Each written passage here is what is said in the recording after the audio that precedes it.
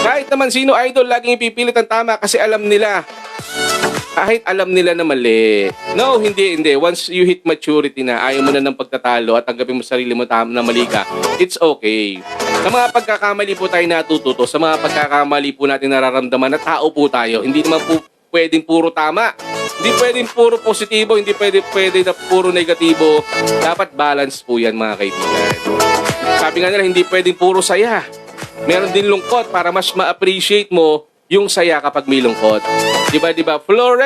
Florendos. Hi kay Fredski Gaming, mga namuhay. Bakit sa mga Pasko lagi akong tama?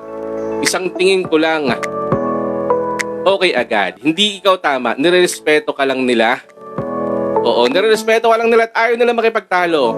Ulitin ko lang ano kasi yung punto na nagtatalo tayo o nagtatalo kayo magjowa? Sige na. Always on my mind. That's how much I care.